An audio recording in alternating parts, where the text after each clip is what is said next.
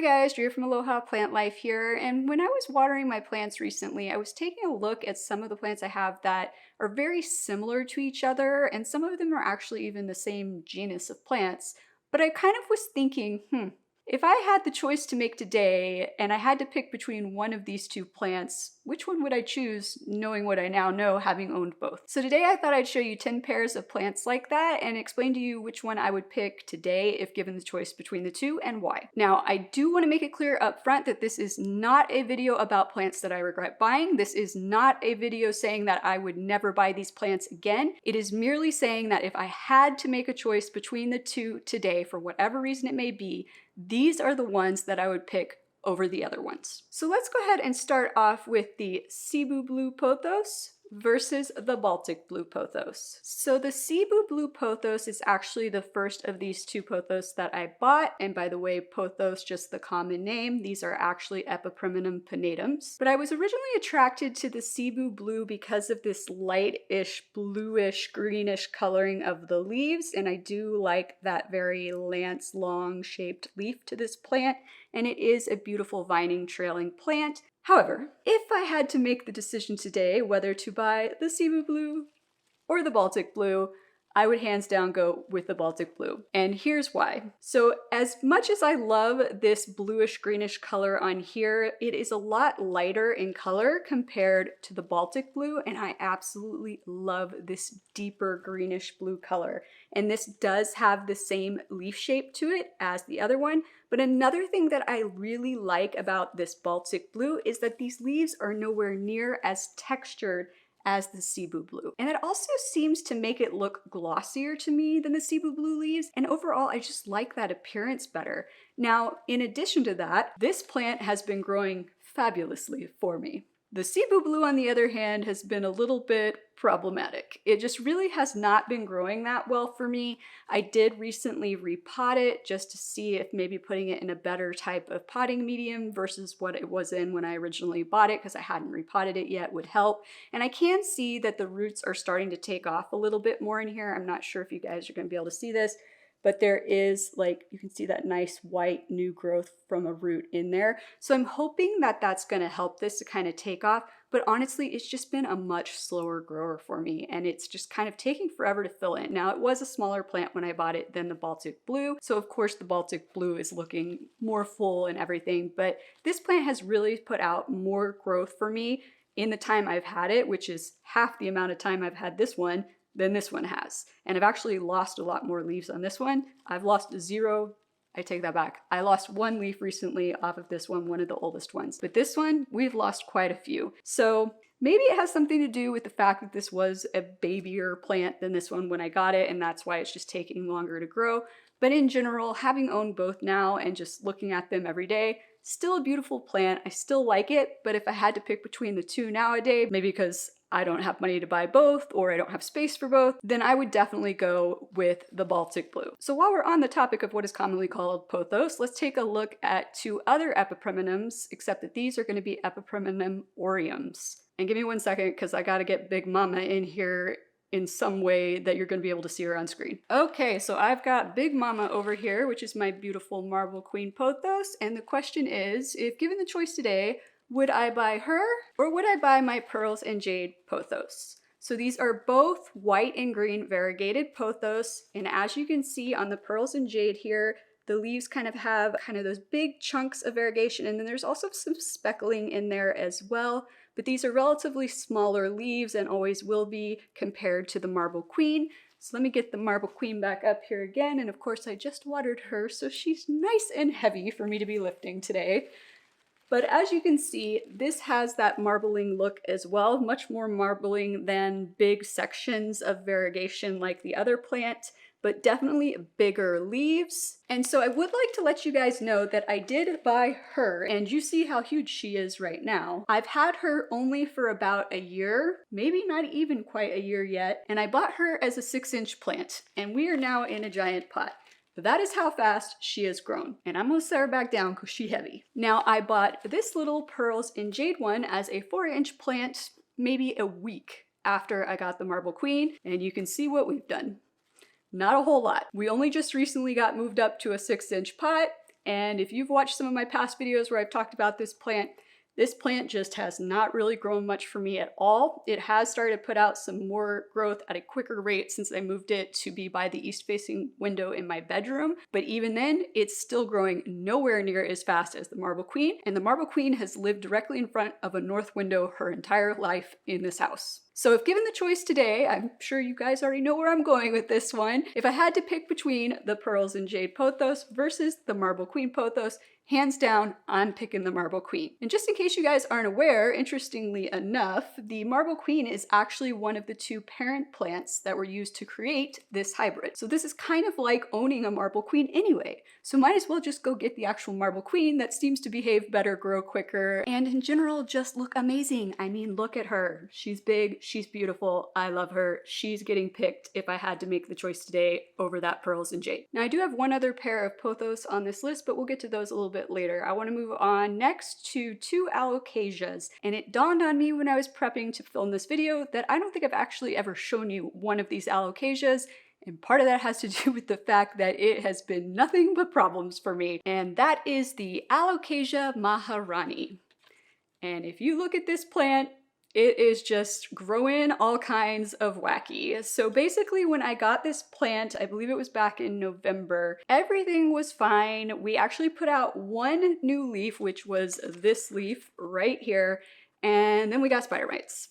And then we moved into winter, and alocasias can go dormant, as I've told you before, in the winter, but also we had spider mites around that time, and so I didn't see any other new growth, which is fine. But then when spring came around, I got kind of excited because I saw new growth starting to come in, but it wasn't leaves, it was flowers, and it just kept pumping out new flowers instead of new leaves until about a week ago when we finally got this new leaf. So this leaf and this leaf are the only leaves that have come in on this plant since I got it back in November. And at some point after having the spider mites, the only two leaves that were left here decided to just go this way. Don't know why, it's just what they wanted to do, and I can't get them to go upright to save my life. So absolutely bizarro plant, and we maybe, it looks like, trying to put out another new leaf now, but it's just been kind of a weird one for me, and it is a very thick-leafed alocasia, as you can see here. And one of the things that attracted me to this plant was that it has this kind of leathery, like super deep texturized leaves on it that are really, really pretty, but it's just been so problematic for me. And you know what? I've got another thick, beautiful leafed alocasia that has done much better for me. So let's take a look at my black velvet alocasia. I absolutely love my black velvet alocasia. Once again, super thick leaves, pretty textured as well, not quite as textured as that Maharani, but has this nice velvety look and feel to it, and this super beautiful dark green with that nice accentuated white veining. And the back sides of these leaves are slightly red, and the Maharanis are also a little bit red, but these are redder than those. And I will say I've had this one for, I think, a little over a year now, and it also slowed down in growth in the winter, but we've been pumping out new leaves just fine the entire time I've owned it. We've only lost, I think, a few leaves. I think I've lost like 2 of the original leaves off of the Maharani. I think it only had 4 leaves when I got it. But this one in general has just performed better for me. And it did have spider mites at one point too, but it seemed to recover from them just fine. And it stayed relatively upright in growth. Now it does follow the light a lot, so I do have to rotate it, but I've been doing that with the Maharani too, and those 2 leaves just want to go that one direction. I don't know why.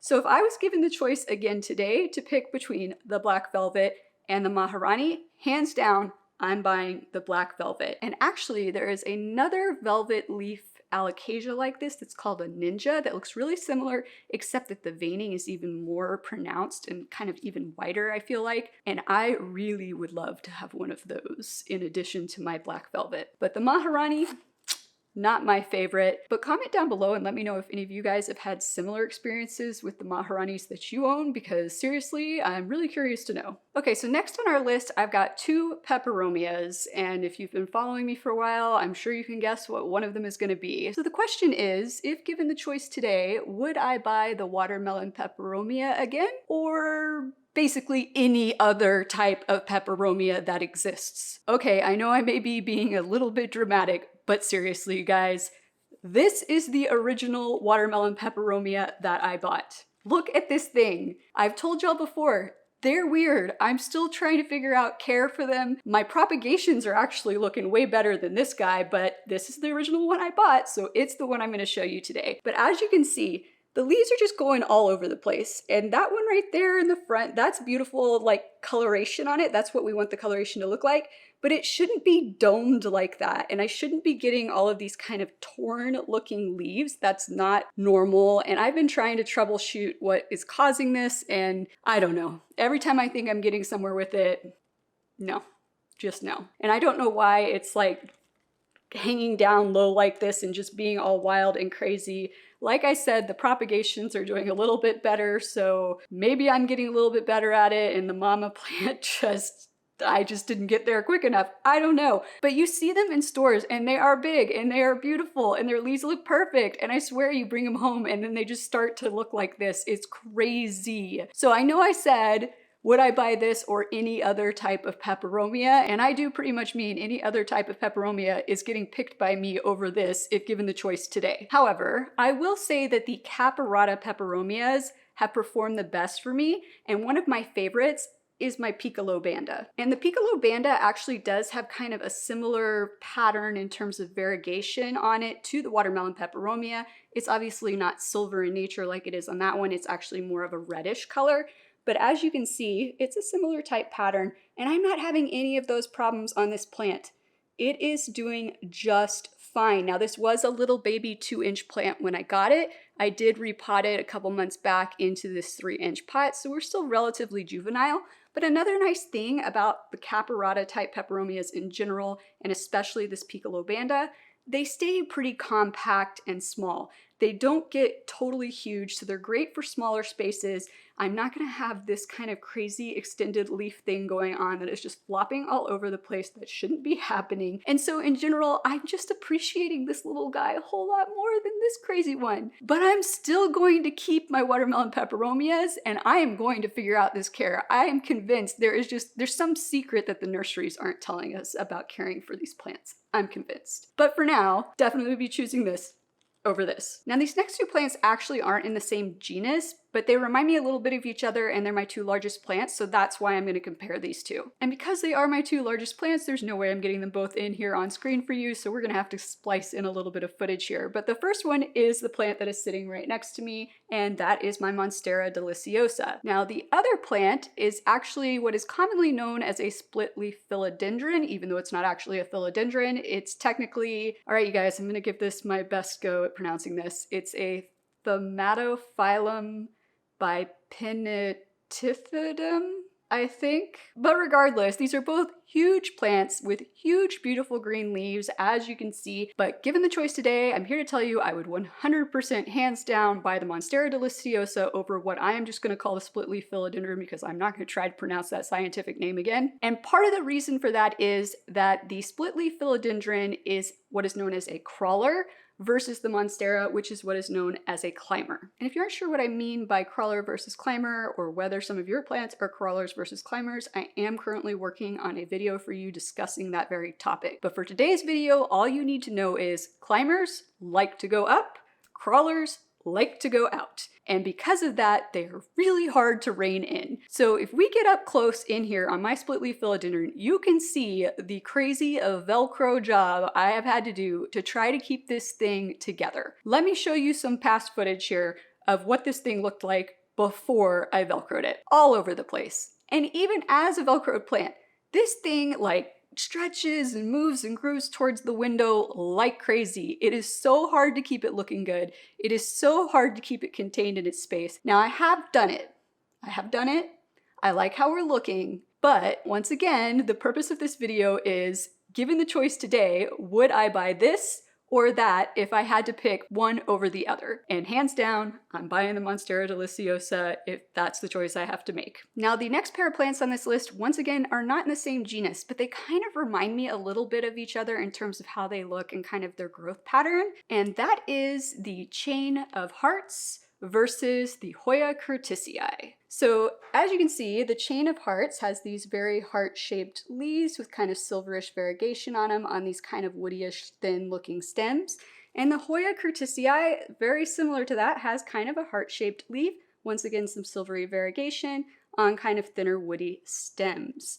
Now, at the time that I originally started working on the idea for this video and I was listing out all of these plants, this was the only chain of hearts that I owned. And I will tell you that one of the things I've always kind of not been a huge fan of on chain of hearts is that lots of times they can look really kind of sparse and they can have like a lot of length between each leaf. And unless you're working really hard to keep it full, sometimes they will look like this, where there's just a lot of space between each vine. And this was a really young plant when I got it. It was a baby. But, you know, it takes a lot to get them looking more full and whatnot. And I just like that the curtisii look very full, just kind of more naturally. And this was also just kind of a baby plant like this one was when I got it. But you can see it's just more full looking. There's not as much space between the vines and the leaves. So when I was planning this video originally, and I actually do have it written down on my notebook, which is sitting on the floor in front of me, that I would hands down choose this over this if given the choice today. However, since initially working on this video, and if you follow me on Instagram, you probably saw the post I did about this, but I found 2 of these chain of hearts on clearance at Kroger. One was in a 4.5-inch pot and one was in a 5-inch pot. And they were relatively full, and I already had this one. I really didn't need to buy them, but I mean, they were on clearance for I think like $2.99 each. And I've seen 2-inch versions of these going for like $7 around here. So there was no way I was passing up that deal. And let me show you what I actually ended up doing with those 2 chains of hearts. So I actually took those 2 pots of chain of hearts and combined them into one 6-inch pot. And look how good this looks. This is so much more full and lush looking than the other chain of hearts that I own. It is absolutely beautiful, and I am now torn on which one I would pick over the other. This is what happens when you go plant shopping before finishing a video you're working on. Sometimes it screws up the video you're working on. So I'm just gonna leave it as this. If all chains of hearts looked this good, I would probably pick chain of hearts over Hoya curtisii. But the fact is, not all of them look this good, and they're kind of hard to keep looking this good. So at the end of the day, I still almost feel like the better bet is the Hoya curtisii. I feel like it's the more reliable of the 2. But let me know what you think. So the next 2 plants I want to look at are 2 of my sort of larger hanging plants. So trying to bring them both in here was not working well, so we're going to look at them in place. And that is my Philodendron cordatum and my Philodendron Brasil. Now these are both beautiful plants. I have them as trailing philodendron. You could also grow them up a pole if you wanted to, and I did buy these plants around the same time, and they were both 4-inch plants when I bought them. And I've had kind of an interesting experience with them, and I will say that they have both done pretty well for me. However, in terms of growth rate and just taking off, the Philodendron cordatum has done that for me. And its leaves have gotten bigger and bigger, even though I'm letting it trail. And typically, if you want bigger leaves on a philodendron, you need to let it climb. But that has not stopped this one from producing larger leaves for me. And it just grows so fast, and it looks so beautiful, and I absolutely love it. Now the Philodendron Brasil is also a beautiful plant with this stunning variegation, but it really has not grown as quickly for me, and the variegation has gone drastically one way and drastically the other, and it is supposedly stable variegation, but once again, still a beautiful, beautiful plant. So if I had to pick between these 2 today, if I'm being honest with you guys, I think I would go with the Philodendron cordatum. And I know it's not a variegated plant, and for me, it's really weird to pick an unvariegated plant over a variegated plant, but I just really appreciate how the Philodendron cordatum has grown for me, how beautiful it is, and even though it's not variegated like the Brasil, it has just produced those larger green leaves, and I'm just really, really appreciating like how it looks. Now our next pair of plants, once again, they are not in the same genus, but they have kind of a similar look to them. And the first plant is my Aglaonema Maria, also commonly known as a Chinese evergreen, and this plant I just noticed when I went to grab her is flowering for the first time. So you guys are going to get to see what that looks like. But this is my Aglaonema Maria, and as you can see, lance-shaped leaves with that lighter colored variegation. It almost looks silvery sometimes, but really it's just kind of like a light green color. And let's see if you can see the flower back here. And of course I just watered her too, so she's super heavy. Do you see that flower over here? Right there?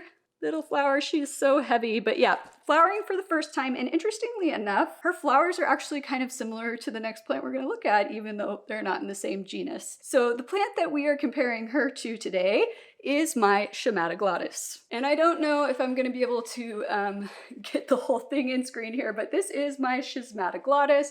And if you do notice any kind of crispy tips on this plant, I did accidentally go a little bit too long between watering him the last time. He likes a lot of water, you guys. For real, a lot of water. But beautiful kind of lance-shaped leaves as well. They have kind of a similar type patterning on them. They are definitely more gray on this plant than they are on Maria, but you can see how they kind of have sort of a similar look. And both of them have kind of those thinner type stems as well. So the question is, which one would I choose if I had to choose between the two today? Hands down, the Schismatoglottis. No question whatsoever. I absolutely love the look of this plant. I love that that patterning is a little bit more grayish than it is on Maria. And this plant is an aroid and it grows like an aroid, which means it grows very, very fast. Maria, on the other hand, not that fast of a grower. Really, she isn't, and we've been having kind of some weird things going on lately. I don't know what her deal is, but she has started putting out some new leaves, and now we've seen that she's flowering. Maybe because she's flowering, that's why I've been seeing some other weird things going on. We have lost like 3 leaves in the last month, and that does tend to happen when plants flower. But all in all, she just kind of been a slower grower for me, and she's also not exactly the most even grower. She gets a little bit lopsided, so let me show you again here. I don't know if you can tell, but all that growth is kind of like angled this direction, but not this direction. And I do rotate her frequently, and she's sitting in front of a north-facing window, so is the Schismatoglottis. And like I said, so they're in the same kind of living environment, and the Schismatoglottis has just done so much better for me in terms of growth and being fuller. And so yeah, if I had to choose today, it's the Schismatoglottis all the way. So for our next pair of plants, one of them I have brought out here to show you, one of them I'm going to be showing you footage of it in place, and that's because I am not moving it if I don't have to. So I'm sure some of you have already guessed what plants these are going to be, and that is my donkey's tail, which you can see hanging here in my kitchen window, compared to my Sedum dasyphyllum major. And these plants look very similar in terms of overall look and then also growth pattern, with those trailing vines of little leaves. Now, this one is incredibly smaller. The leaves are much, much tinier than on the donkey's tail, and the circumference of these are much, much smaller than on the donkey's tail. And you know what? They both have grown well for me. Definitely. But for anybody who's been following me for a while, and for anybody who's owned a donkey's tail, you know that the donkey's tail is super fragile. That's why I didn't want to move it in here. Anytime you touch that plant, I feel like leaves fall off of it. And I just had to water it yesterday, and I lost some leaves when I had to do that, so I was not going to move it again today. Now, the good news is this one is not nearly as fragile. Now, I'm not going to say it's not entirely unfragile, but I'm not losing any leaves just carrying it in here and showing it to you. I don't lose leaves when I water it, unless maybe I went a little too long between waterings, but that's a whole nother story. This one is just way, way, way less fragile. And for that reason, I would pick this hands down over a donkey's tail if given the choice today. And if I'm being honest with you, I also think it's just so much cuter because of its tiny nature. I just like tiny looking little plant leaves and things like that. But anyway, let me set this little guy back aside and we're gonna look at our last pair of plants. So our last pairing of plants, once again, they are not the same genus of plants. And I did go back and forth on this one because I thought about comparing one of these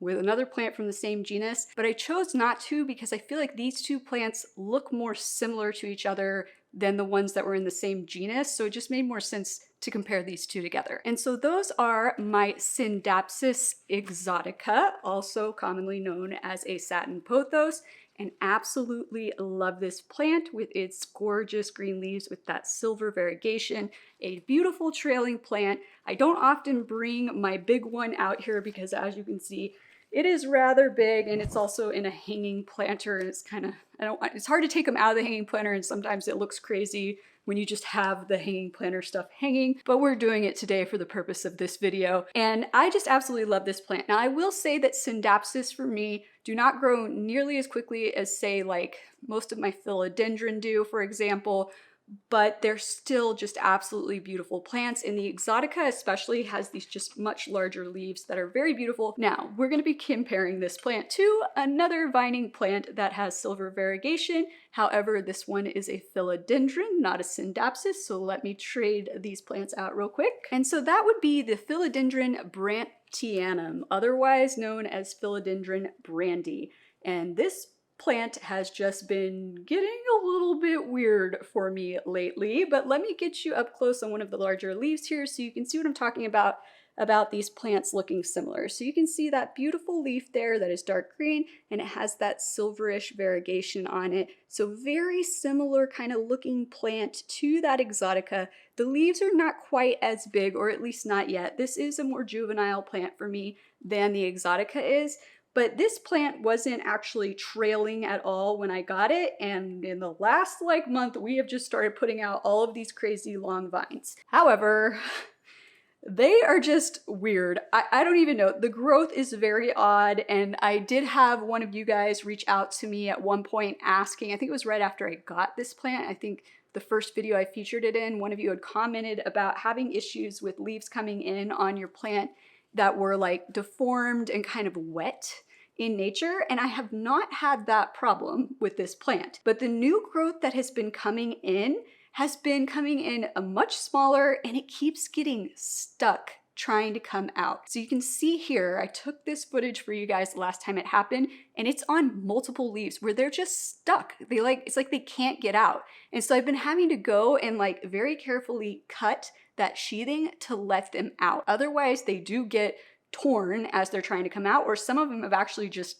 died because I didn't realize it was happening. And I don't know exactly what is causing that. It's almost like it's growing too fast for itself or something. And it's kind of bizarre because it's not even in the highest light situation. It's actually hanging in my office in front of a north-facing window. So I don't know what the deal is, but it's just behaving very bizarrely, and for that reason, hands down, if I had to make the choice today between the Scindapsus exotica and the Philodendron brandi, I'm picking the Scindapsus. It is just grown so much better for me, and it has also grown in a lower lighting situation, kind of like this one's been in, but it has just produced way better results. So once again, I just want to reiterate that in no way am I saying that I would never buy any of these plants that I showed you today again, or that I regret buying any of these plants, because I don't. This was merely designed to be if I had to pick between one or the other for whatever reason it may be, lack of space, lack of money, you name it, these are the plants that I would choose. Because perhaps you are in that situation right now, and I want you to know my experiences and what I would pick and why, so that you can make the right choice for yourself. So hopefully you found this video useful. If so, please click that like and/or subscribe button down below, and I look forward to seeing you guys again next time. Aloha!